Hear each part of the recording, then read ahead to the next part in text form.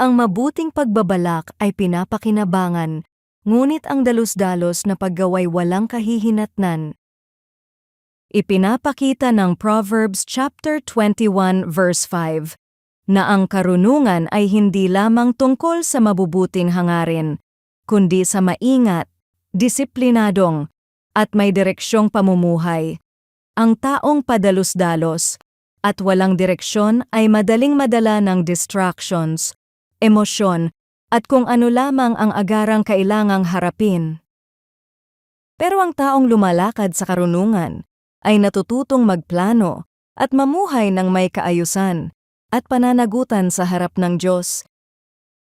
Ang pagpaplano ay hindi tanda ng kawalan ng pananampalataya, kundi bahagi ito ng pagiging mabuting katiwala ng oras, lakas, at responsibilidad na ipinagkatiwala sa atin ng Panginoon.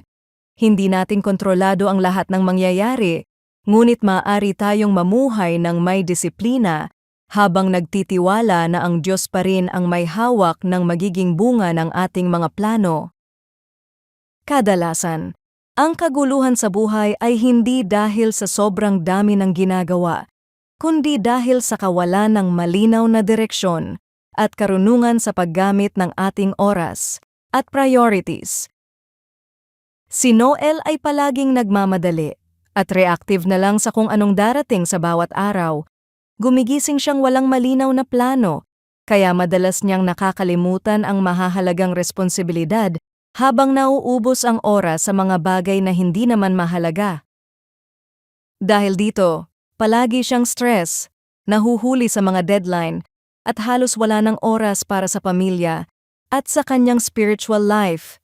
Isang araw, sa isang Bible small group discussion, napagtanto niya na hindi sapat ang umasa lang na magiging maayos ang kanyang linggo.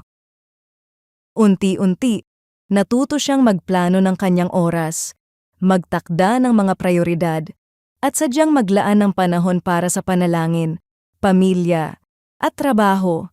Hindi naging perpekto ang lahat, pero dahan-dahang mas nagkaroon siya ng kaayusan, kapayapaan, at mas malinaw na direksyon ng kanyang buhay.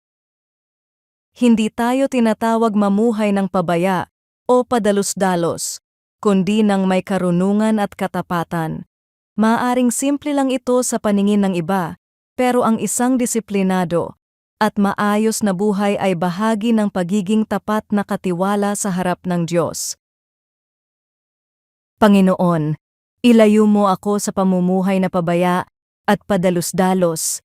Turuan mo akong maging disiplinado at maingat sa paghawak ng oras, responsibilidad, at mga pagkakataong ipinagkakatiwala mo sa akin. Bigyan mo ako ng karunungang magplano ng may kaayusan, habang patuloy na nagtitiwala na ikaw pa rin ang gumagabay sa bawat hakbang ng aking buhay. Sa pangalan ni Jesus, Amen.